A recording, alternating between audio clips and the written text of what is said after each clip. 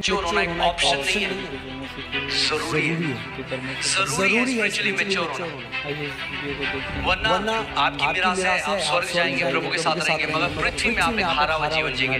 यद्यपि परमेश्वर ने आपको सारी वस्तुओं का स्वामी नियुक्त किया था, तब भी कोई आपसे आपकी मिरास न चुरा नहीं पाएगा।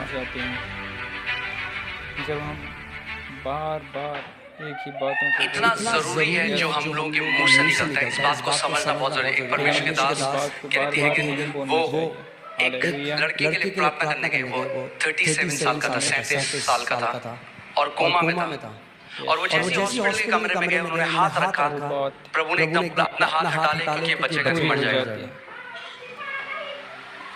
और वो हालेलुया जो विश्वास करते थे, जो डॉक्टर था उनके बिल्कुल अगेंस्ट था, क्योंकि वो विश्वास करते थे चंगाई सबके लिए। उनका प्रभु ये कैसे हो सकता है? मैं हमेशा विश्वास मैंने सिखाया चंगाई सबके लिए।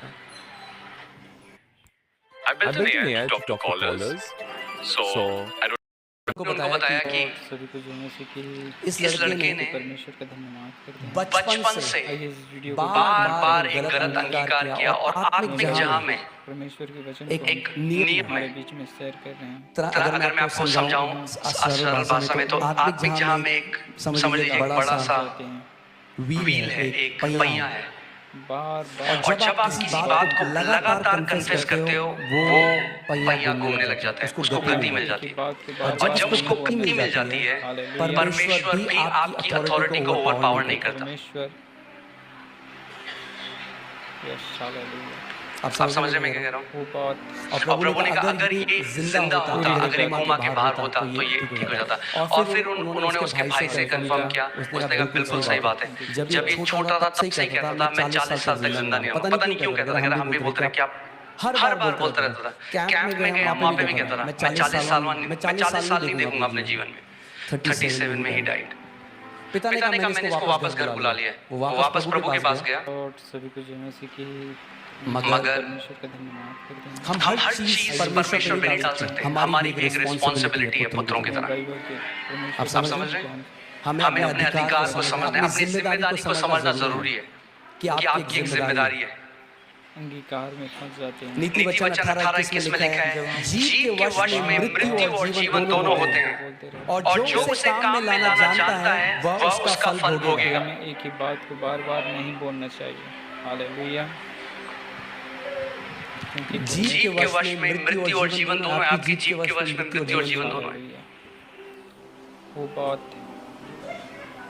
और आप चाहे तो उपवास कर ले, चर्च आ जाए, मगर अगर आप लगातार मृत्यु बोल रहे हैं तो उस समय आ रहा है जब आप वो फल खाएंगे। अगर आप जीवन बोल रहे हैं तो वो समय आ रहा है जब आप उसको खाएंगे। एक डिले है स्पिरिचुअल रेल में और यहाँ पे होने में चीजें। हालेलुया।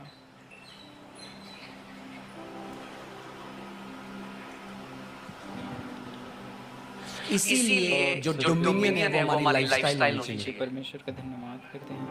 एक बारी में नहीं होता। वीडियो को देखते हैं, उनके सुझाव आपने देखा कोई व्यक्ति जिम जाए और एक दिन करे और अगले दिन आप देखो वो हमारे बीच में शेयर कर रहे हैं। लगातार लाइफस्टाइल की तरह करना पड़ेगा। वैसे ही अधिकार में आपको लगातार जीवन शैली बनानी पड़ेगी, शासन अधिकार। बार बार एक ही बातों को बोलते रहते हैं। यस, क्योंकि कई लोग इतना गलत बोलते हैं अपने बात को बार बार नहीं बोलना चाहिए। आपको पता है दुष्ट आत्माएं वेट कर रही है कि आपके मुंह से गलत वर्ड निकले और वो उन वचनों को इस्तेमाल करें आपके विरोध में। Yes, hallelujah. वो बात पूरी हो जाती है। जहां में जो लड़ाई होती है वो वर्ड्स से होती है, पता है आपको? Hallelujah, praise the Lord, thank you Jesus. ये जो जादू टोना करने वाले, तांत्रिक मंत्र तंत्र करने वाले क्या करते हैं? क्या बोल रहे हैं? वर्ड्स बोल रहे हैं, कर्स कर रहे हैं, श्राप दे रहे हैं। और उन शब्दों को दुष्ट आत्माएं लेती हैं और जाती हैं काम असाइनमेंट में। वैसे ही जब हम परमेश्वर के वचन को बोलते हैं तो स्वर्गदूत एक्टिवेट हो जाते हैं, उन वचनों को लेते हैं और वो असाइनमेंट में काम पे जाते हैं। मगर अगर आपका मुंह बंद है कि हम यद्यपि जय आपका इनहेरिटेंस है, आपकी मिरास है, आप जय में नहीं जी सकते। कई लोग सेम स्टोरी बोल रहे हैं 40 साल से, उसने मेरे साथ ऐसा किया, और वो जब बोलते रहते हैं दुष्ट आत्मा बहुत खुश होती है, वाह बोलता है। नहीं बोलना चाहिए। तेरे को दबा के रखेंगे जिंदगी भर। मगर जिस दिन वो परमेश्वर के वचनों को बोलने लग जाएंगे, जिस दिन वो परमेश्वर के पुत्र के अधिकार को समझने लग जाएंगे, वो बात वो ट्रांसफॉर्मेशन अपने जीवन में होने देंगे। पूरी हो जाती है। आप पता है कितने मसीह लोग, मसीह लोगों की बात कर रहा हूँ जो प्रभु के बेटे और बेटी हैं, वो टाइम से पहले चले गए, प्रभु ने उनको ले गया, उनका मुंह उनको ले गया। हालेलुया। क्योंकि परमेश्वर आपकी फ्री विल को ओवरराइड नहीं करेगा। ये तो मैं कह रहा हूँ, परमेश्वर को कंट्रोल करना होता तो सबसे पहले आदम और ईव को कंट्रोल कर देता बगीचे में।